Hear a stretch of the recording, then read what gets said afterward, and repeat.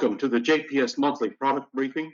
I am Carol Hollingsworth, the JPS Vice President of Sales. I am with Iggy Bragato, the JPS Senior Sales Engineer. Iggy will provide you with today's presentation. We truly appreciate your joining us today. Each of our monthly product briefings are planned for a brief 45 minutes. However, Iggy and I will be available after each presentation to answer your questions and visit with you. Today, we will discuss case studies for the RSP Z2 and the Z2 controller. We will have a brief 30-minute discussion that focuses on three different real-world RSP Z2 and Z2 controller case studies. The three case studies will be on off-grid remote LMR communication. The next one will be distributed facilities communications, and finally, distributed operations communications. We will have a high-level description of these use cases that are either currently operational or have been previously evaluated using real-world testing by our technology partners, our customers, and authorized dealers. Because of the flexible architecture of the RSP Z2 and Z2 controller, any of these case studies might be the solution to your own agency or organization's communications issues or challenges. Again, we truly appreciate your being with us today. Without further delay, let me introduce Iggy Bragato. Iggy?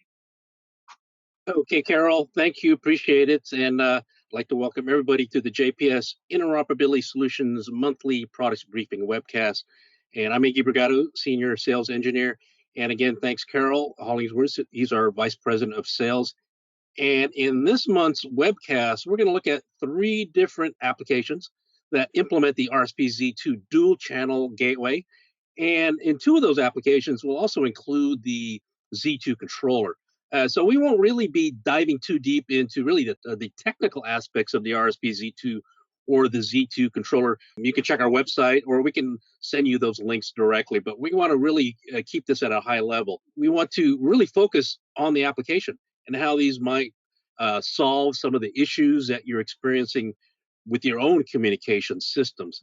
So we're going to look at a very simple solution. First solution is going to be a low-cost application that will combine satellite communications to support remote LMR communications. The other case study we'll look at is really a very common example of where land mobile radio communications between remote facilities that are out of radio coverage can be consolidated. And so this specific application involves the linking of remote college campus security personnel between four different campus locations. And the last case study we're going to look at is really an interesting application that will associate communications at a fixed site location with operations that are considered temporary or dynamic. And this also involves analog and digital radio communications, as well as uniquely intercom communications. And all these applications are actual use cases. They're functioning systems, fully operational, and some of those are proof of concept demonstrations that occurred between JPS and some of our other vendors. Let's talk about a very simple RSP Z2 application, and this was a proof of concept test that included a collaboration with one of our longtime partners, McKay Communications. And McKay serves really many industries and has many applications, and one of those applications is satellite communications. And McKay Communications was kind enough to lend us an ICOM SAT100 PTT satellite radio for our proof of concept testing. Actually, most PTT satellite radios will probably work in this similar case study. So everything's on the board in terms of the interfacing with our devices in terms of satellite radios, particularly PTT satellite radios. We have lots of inquiries regarding the ability to support remote radio communications that are outside of their normal operational coverage area. And many of our customers have employed all sorts of different types of SATCOM solutions, which include native voice-capable satellite radio systems, as well as satellite terminals that are integrally related to networks or internet capabilities. So we're going to talk about those two different types of capabilities in SATCOM. And in this particular proof of concept, we implemented a satellite PTT solution that is purely voice-oriented, as opposed to a data-oriented service. So satellite communications in general can be classified either as voice oriented, which is the PTT satellite radio, or sometimes is referred to as a satellite phone or telephone, or they can be purely data oriented. So this particular application is strictly voice oriented. Data oriented satellite solutions can naturally be supported. So we'll briefly talk about that as well. So in all these cases, a standalone RSP Z2 dual channel gateway is implemented. And although the RSP Z2 has 4 user configurable interfaces that can include several digital transport protocols that include JPS ROIP, JPS bridge channels, standards-based SIP and RTP, also several push-to-talk over cellular services, we don't use any of those protocols, but instead in this application, we rely on the push-to-talk satellite solution to achieve the connectivity from the remote radio environment. From a secure integral web service, the RSP-Z2 was configured in a very simple cross-connect configuration, as you can see in the browser image here. And this is a standalone configuration that does not require a network or any influence over the network. We then introduce a UHF conventional donor radio to the RSP-Z2 that would support the localized simplex communications. You can even deploy a tactical repeater to increase the coverage in that area. In this case, the donor radio would be obviously a duplex configuration. So in any case, the donor radio will simply pose as another subscriber unit and be integrated with the RSP-Z2 using a purpose-built radio interface cable where the transmit and receive audio would pass. You'd also have control signaling passing through the cable, such as PTT and core, to help signal the RSP-Z2 to share the radio communications with the SATCOM network. So the ICOM SAT100P, the PTT satellite radio, was then introduced as a complementary donor asset to the RSP-Z2. It was integrated with RSP-Z2, again with the appropriate radio interface cable. And in this case, that interface cable was the standard multi-pin microphone, the speaker interface used with the standard hand mic, which is very interesting. So it makes that integration very simple and reliable. And there are several PTT-oriented satellite radio terminals on the market. And if those terminals have a similar analog microphone speaker interface, they can also be integrated with the RSP-Z2. So it does not necessarily have to be an ICOM product. So the ICOM solution implements the Iridium satellite constellation network and this consists of 66 satellites in a low Earth orbit, which are in a counter-rotating polar orbit with an orbital period of 100 hours. And so what this really all means is that you have 100% global coverage, even at the poles, which is very difficult with a geostationary satellite. So this guarantees a handoff between satellites that are really in constant movement with respect to the rotation of the Earth. So again, this is a purely a voice application. So one of the advantages of this off-grid communication solution is that instead of issuing maybe just a couple PTT satellite radios to a small subset of members within that remote workforce, we can rely on a single PTT satellite radio that can connect the entire workforce through the RSP-Z2 and support the entire LMR terrestrial assets within that remote operational area. So really just one satellite PTT radio can support that entire workforce in the remote environment. And because Iridium provides that 100% global coverage, any asset around the world can also share the off-grid radio communications. This is the setup that we use to test with Mackie Communications. And so the ICOM SAT100P that you see here on the right-hand side is paired with a Kenwood TK series portable radio, and also was a UHF conventional, and then integrated with the RSP-Z2, which is inside the case. And in this situation, we're actually powering this system with a 100 watt-hour lithium iron phosphate battery, which allowed this setup to run for over 15 hours on batteries only, which is really perfect for a very tactical remote operation. So with this simple gateway and the FM conventional communications taking place in San Jose, where I reside, I was able to converse over the UHF conventional system through the gateway with the Mackie engineers in Raleigh, North Carolina, their facility there in Raleigh. And really, again, a single PTT satellite handset can support literally hundreds of LMR subscriber units in the remote operational area. Alternatively, for off-the-grid communications, a data-centric satellite service can also be employed with the RSP-Z2. And so this, unlike the PTT radio or satellite phone solution that we just spoke of, this alternative solution leverages the satellite data services directly.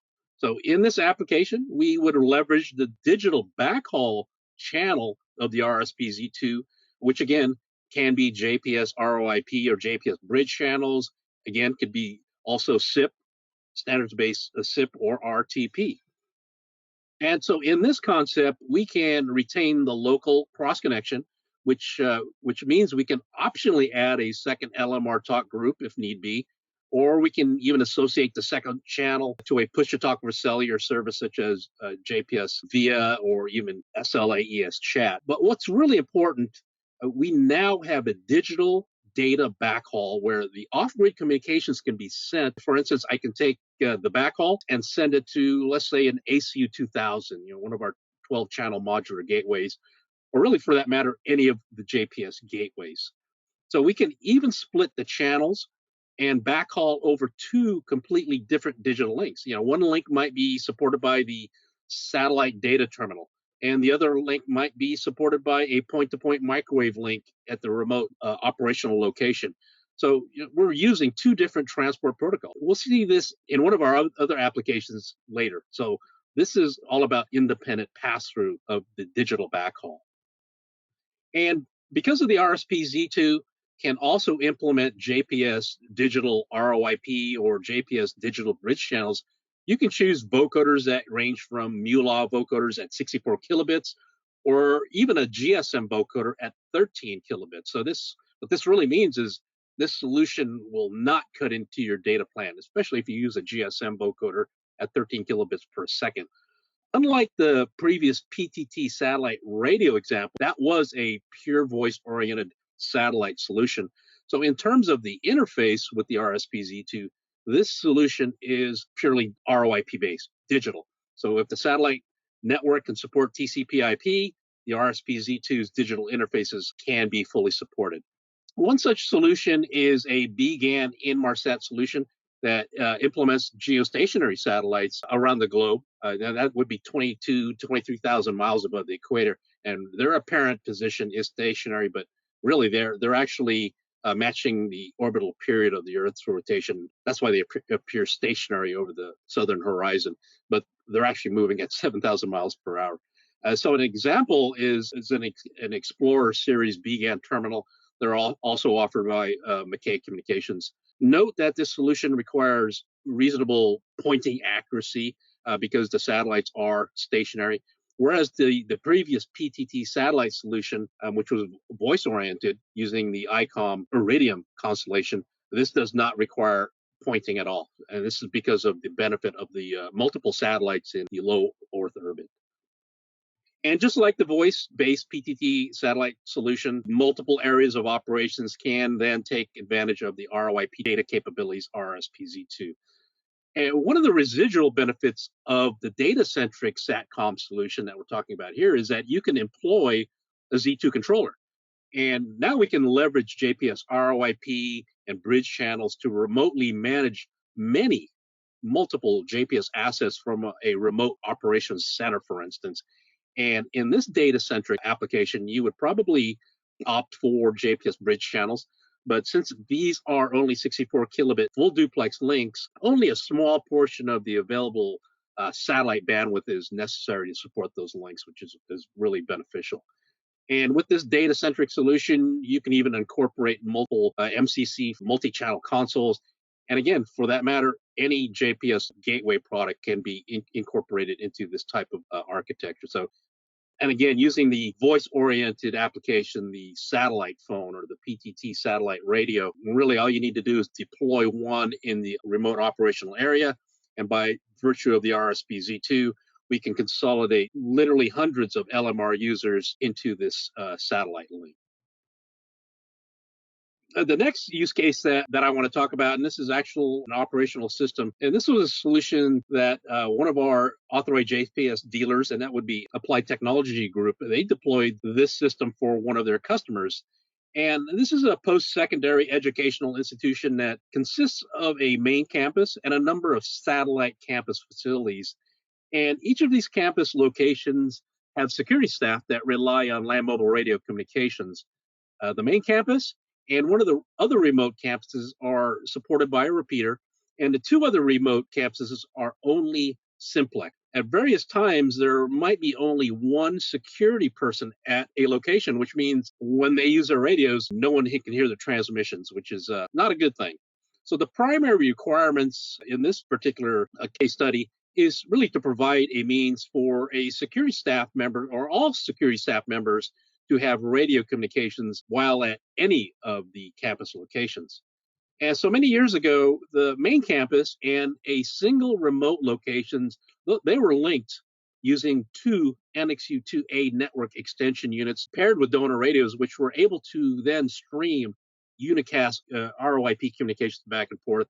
Check out some of our previous webcasts. And we talked about the NXU2A and the newer NXU2B.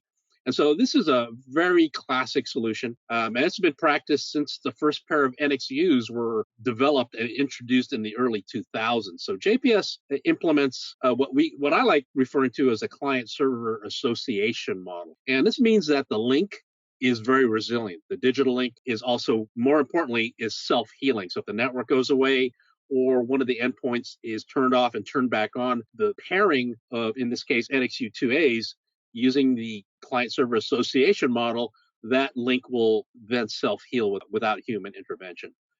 As I mentioned, by the way, we do have a successor to the NXU2 and the NXU2A, and that would be the NXU2B, the 2 Bravo.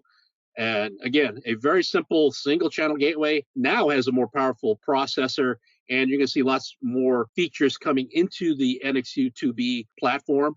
And one of the more important aspects of the new platform is now we have remote adjustable transmit and receive audio levels in that NXU2B.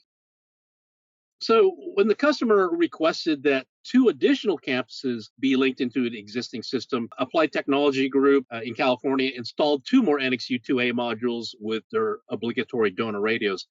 However, in the normal mode, only 2 NXU2 modules can link and share audio peer-to-peer. If you want to add more NXUs into the same link, you will then need to implement the multicast mode within the NXU. And multicast is a viable solution, and it's still used on a regular basis.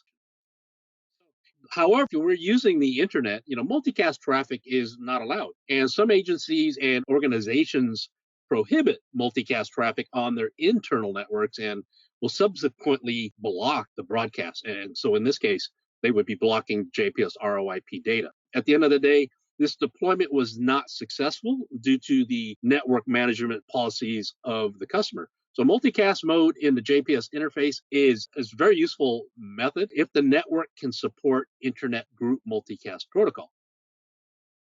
Applied Technology Group, they solved the linking issue by incorporating RSP-Z2 dual channel gateways at each of the campus locations. They also incorporated a Z2 controller at the main campus. The Z2 controller added a couple capabilities, and one of those being the ability to operate in a normal linking mode where we're using the client-server association model that we employed earlier. And so this takes the multicast protocol requirements off of the table. What is also significant about this system is that the only part of the network that requires port forwarding is the Z2 controller location. The other locations at the edge simply need access to the network to establish the network ROIP link. So the RSP Z2s do not need very complicated network protocols. This really simplifies the network requirements. So if your customer is relying on the internet, and a lot of our customers do, the only element that requires a public static IP address is the site that is supporting the Z2 controller. So the devices at the edge, again, the RSP Z2s or even NXU2Bs or other ACU gateways simply need to access the network to access the Z2 controller. You can even use very simple consumer-grade LTE routers at the edge to backhaul communications from, in this case, RSP Z2s back to where the controller location is. So I'm going to simplify the diagram a little, and you can see at the left is the user interface, the secure user interface of the Z2 controller located at the main campus. And again, this is a secure browser-based interface, so this is all permissions-based. Each active interface of the RSP Z2 dual-channel gateways located at each of the campus locations is also represented as resource icons in the Z2 controller browser-based user interface. A single interoperability net was established, and the 4 resources were then consolidated within that single interoperability net. In essence, when one donor radio receives, all other radios transmit. There is that situation where I have security personnel at one of the satellite campuses. They are operating solo. They can now have full radio communications with the main campus, so they're not isolated. It doesn't matter that these campuses are simplex, which 2 of them are, and 2 of the campus locations are supported by repeaters, some different frequencies. Really, this architecture is completely frequency, protocol, and modulation agnostic. One of the nice things is this system can really continue to grow. You can add more campuses, add push-to-talk over the cellular services. You can even add an MCC multi-channel console, even add a link to a public safety or allied agency, or even voice logging recorders. And remember, the Z2 controller can support up to 80 different resources. These ROIP links can optionally be now encrypted using AES 256 or HC 128. And so internally, we call that eROIP. So yeah, we can now protect and encrypt the ROIP links and the bridge channel links as well. And just because this example was used by a college institution, this architecture can be applied to any distributed manufacturing or distributed networks such as retail, utilities, even transportation. So the applications are really endless, straightforward application. The last application I want to talk about, and this is actual a functioning system, is really interesting because it involves motorsports, and who doesn't like race cars and racing? And so a company, Agile, that has been a long-time technology partner with JPS, asked us to collaborate with them to create this really unique application to support their customers' communication requirements. And so Agile is based out of Sunrise, Florida. They also have a facility there in Bethesda, Maryland, and even in Berlin. So they are an engineering and a technology house. They specialize in this, secure mission-critical communications, applications, hardware that support voice, video, data over 4G and 5G networks. So very unique. So this application involves an operation that is not only dispersed, but is also dynamic in terms of assets being in different locations throughout a year. And really, that's the nature of all forms of racing. So communications at the track obviously is very important, as we'll see shortly. However, because of the pandemic, race organizers have limited the number of crew members that can support their teams at the track. So team members such as team managers, crew chiefs, engineers, principals, observers that are normally at the track must remain at team headquarters. And so the requirements are pretty straightforward. We want to maintain operations and communications continuity between the 2 sites, the remote site and the fixed factory site. And remember, one of these sites changes locations on a weekly basis. The focus of really any motorsports obviously is the car and its drivers, but the pit crew is really an integral part of the success of the team by taking care of the car before and even during the race, obviously. So behind the wall and behind the scenes is the team's managers, crew chief, dynamics engineers, simulation engineers, spotters, competition managers, mechanics, team principals, and the pit crew. And there could be up to 30 team members at the track supporting a single car. So reliable communications is very important to the success of those teams. And again, because of the pandemic, much of this support has been relegated to team headquarters, which can be hundreds or even thousands of miles away. And incidentally, this particular team is a multi-car team, which means other than team principals and directors, each car within the organization will be supported by their own team manager, their own crew chief, their own engineers, their own competition managers, spotters, and pit crews. And not only to mention that, all of these cars are supported by their own specific support vehicles, haulers, pit carts, and tools, and what have you. So communications is interesting because not only does communications between teams and drivers, they must be segregated to prevent confusion, but really the principals, team directors, and team owner must be able to monitor their multiple teams at the same time. So pretty unique situation. We have to segregate, but we also have to consolidate communication. So on top of that, the race organizers have provided the fans with publicly accessible radio channels to allow those fans to monitor the driver and team communications during the race. Again, adding another twist into this type of application. Each team maintains two fan accessible analog radio channels that are assigned by the race organizer. And there is one analog channel, radio channel, dedicated for the primary car, and another analog channel assigned to the backup car, which hopefully remains in the team hauler for the duration of the race weekend. And because these channels are for public consumption, other teams will monitor these channels to hopefully gain some competitive advantage during the race. So teams also employ digital radio talk group, which fans and other teams are unable to monitor. And so more sensitive team strategies and conversations will take place over this digital channel. Engineers and crew chiefs rely on a wired intercom system to provide full duplex, uninterrupted communications between all personnel in the pit box. But this also allows radio communications with the pit crew as well as the driver. And again, because of the pandemic, many of those that normally support the team at the racetrack must now be able to interact with the team members at the headquarters. Again, sometimes this could be, again, thousands of miles away.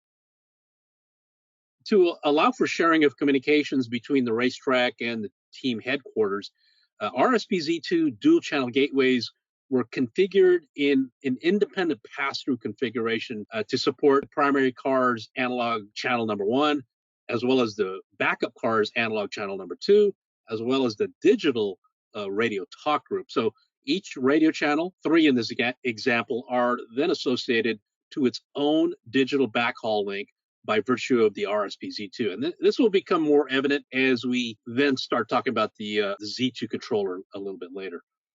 And so this is a view of what they sometimes call the lounge, and this is typically located in the front of the team's hauler. Remember, this is a multi-car team, so there are multiple haulers used at the track to support each of the cars. So team engineers and other team personnel usually occupy this location and rely on a combination of the full duplex uninterrupted intercom system as well as some radio communication. So the RSP Z2s and their complementary donor radios were permanently located within each of the haulers. The wired intercom system, which is really the heart of the pit box, has one of its channels dedicated to another RSP Z2 dual channel gateway. So just like the RSP Z2s in the hauler, it too was configured in an independent pass-through mode with a JPS bridge channel as the backhaul. And because of the digital signal processor interface of the RSP Z2, it does not necessarily need to support a land mobile radio, which traditionally does. There is significant dynamic range in the RSP Z2 to support even an intercom system. This is an example of a racing pit box. At the end of the race, this thing will fold down, collapse, kind of into a small transportable cart that can then be stored into the hauler and transported to the next race venue. The crew chief, team engineer, managers typically occupy the team box and will use the uninterrupted intercom throughout the course of the race weekend. Through the intercom, they can also have the ability to communicate with the car and the pit crew using radio communication. So they have two means of communications, through the intercom as well as through radio systems. So if you look at some of the headsets that some of these team managers or engineers use, they have PTT buttons, several that can not only communicate on the intercom system, but they can also PTT those on the pit wall and as well as the driver in the car. This is the actual installation of the RSP Z2 in the team's pit box. And you can see the gray radio interface coming out of the back of the RSP Z2, which is mounted sideways. And this is then connected to the channel I/O of the intercom box. Remember, we got lots of dynamic range in the digital signal processor of that RSPZ2. We can easily accommodate that full duplex intercom system. So you can also see a little nice blue link active LED. And again, this means that the intercom resource is now available full duplex on the JPS system. So at the team headquarters, one MCC4 multi-channel console was assigned to each of the car's team engineers. So the 4 duplex channels of the MCC4 console are assigned to the 2 analog radio channels. Another button is assigned to the single digital radio channel, and another button is assigned to the pit box intercom. Those are the 4 communication assets that you see at the racetrack, and you can see that in the image above. So this is the team's engineer's position at the team headquarters, this is used to monitor simulations, vehicle dynamics, and such.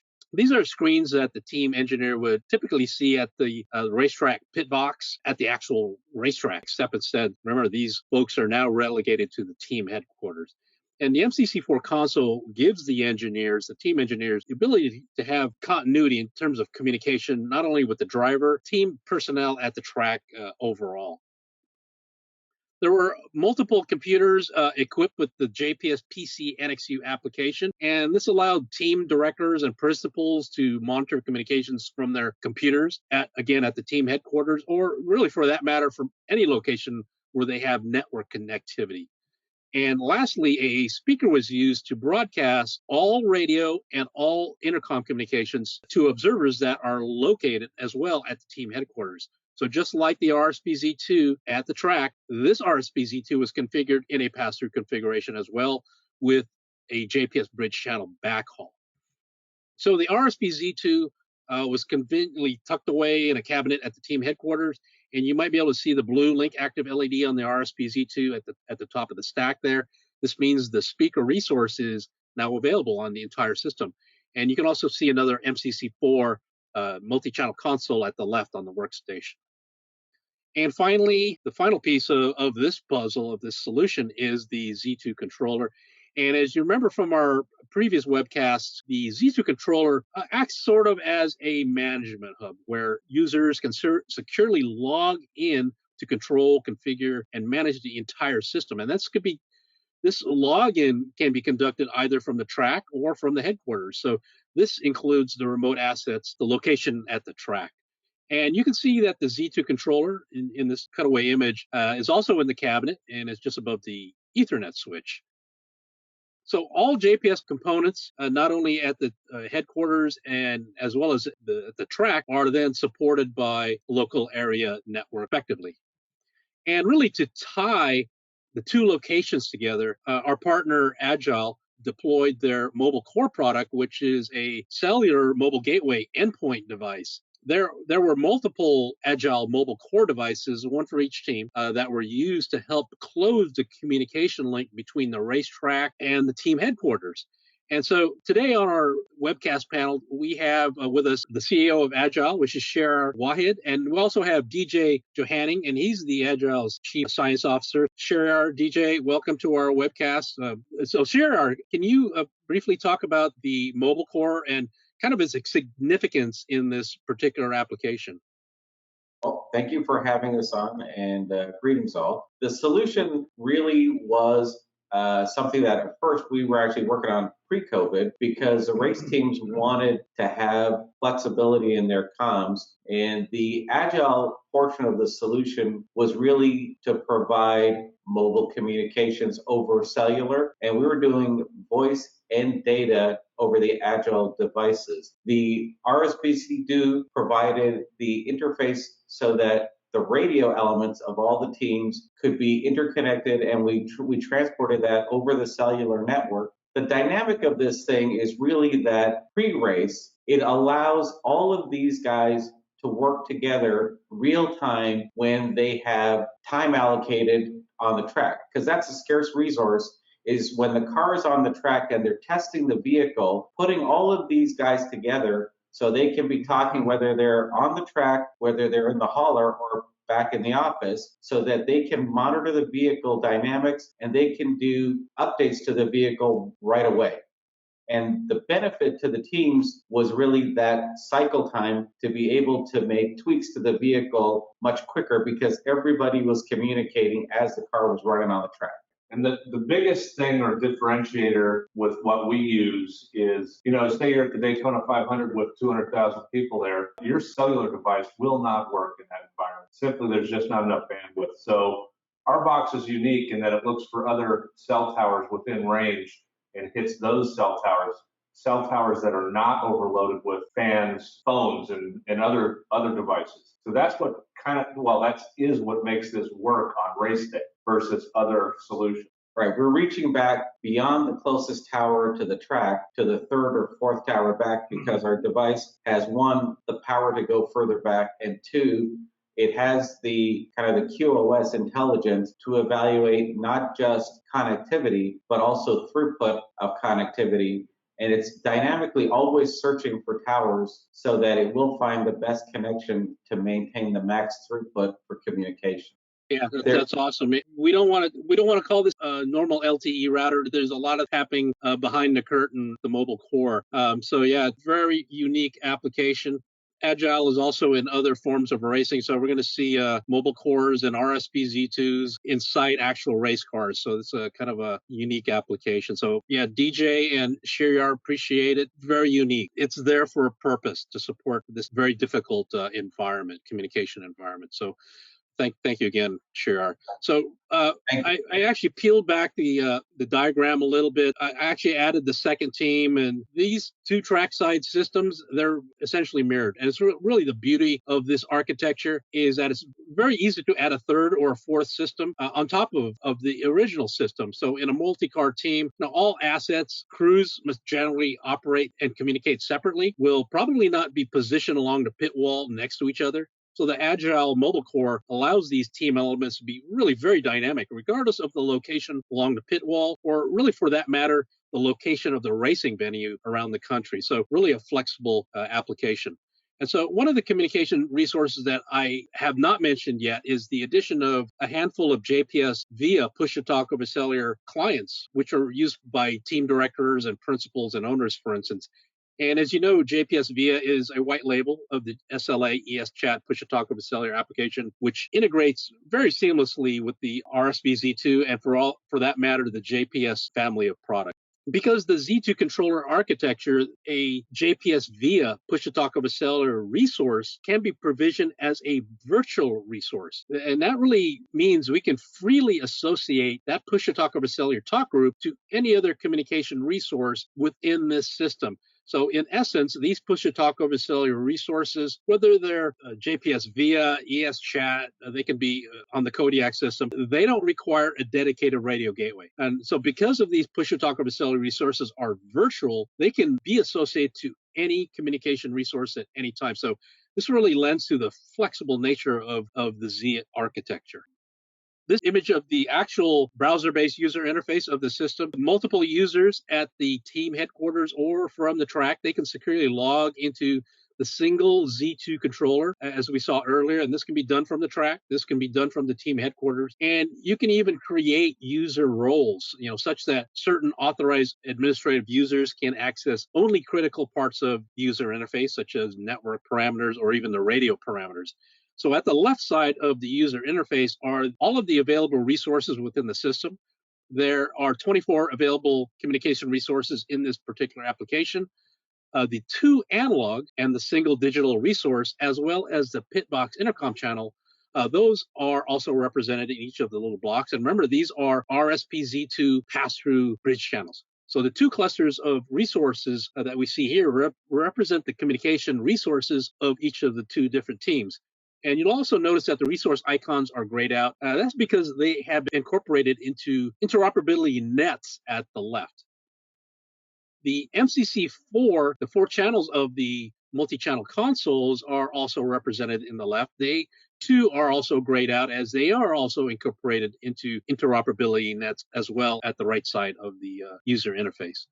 And the remaining resources at the bottom, these are free resources, include the PCNXU assets. They include the JPS via push-to-talk over cellular assets. This could be literally any other push-to-talk over cellular service. Again, ESChat, it could be a Kodiak service. And if you remember the JPS PCNXU, and this is a PC software client application, and it provides full duplex PTT voice communications from a computer. Again, this can be downloaded from our website at no charge. And so you'll notice that some of these resources are not grayed out, and this is because they are not members of any interoperable nets at the right, but they are part of monitoring nets below, which I'll talk about in a moment. At the top of the user interface are the interoperability nets. They are 8 active interoperability nets, and so each channel or PTT button on the 2 MCC4 multi-channel consoles are assigned to their own net. And so by simply dragging the resource from the left into an available net at the right, we can create the interoperability between that radio resource at the track and a specific button on the MCC4 multi-channel console. So each console channel is then paired with a resource. Again, it could be any of the 2 analog resources at the track, the digital resource, or even the pitbox intercom channel. And again, those are remotely located at the racing venue. And we'll have effectively linked a bridge channel interface of the RSP-Z2 to one of the MCC4 console channels over the LTE network link by virtue of the Agile Mobile Core. And so below the interoperability nets are what we call the monitoring nets. And by placing resources into a monitoring net, their communications can be monitored by another select resource. This is unselect monitored audio. And as you can see, all 3 radio talk groups, analog and digital, as well as the intercom channels of each of the 2 teams in this example, are now consolidated into a single monitoring net. So the yellow border around each of the resources and the single-ended arrow indicate that those resources are in an unselect or monitored state. The speaker resource is then assigned as the monitoring element, and this again, all communications from the track can then be broadcast over that speaker for observers to listen at the team headquarters. And even though these 8 resources are in the monitoring net, are independent and isolated, but we can listen to them over the speaker. These are the other additional monitoring nets. There are 2 monitoring nets that were reserved for the JPS via push-talk over cellular talk groups. They are primarily reserved for race directors, principals, the team owners. They may not be at the track or at the team headquarters when they use this push-to-talk over cellular application, but they can still monitor communications that are taking place on the track. And because the JPS via is an over-the-top push-to-talk over cellular solution, it can roam and literally operate on any LTE network worldwide. The remaining monitoring nets were reserved for PCNXU users, such as directors, principals, engineers, and those that might be working away from the team's headquarters or away from the track. So PCNXU is a client, and this allows the computer platform to work off of DHCP on any network. That's very important. And so this allows even operators to work from their homes or monitor communications from a hotel room, for instance. So working off of a DHCP protocol on a network is very important in terms of this type of monitoring capabilities. Again, the beauty of the Z architecture is that you have access to all communication resources and have lots of different options to share those communications within the system. And so this configuration can change between different races. So if a team thinks that there is a different linking configuration that would work better, they can change that configuration literally on the fly. So the Z architecture, again, is very dynamic, and you are really not locked into any of the net configurations.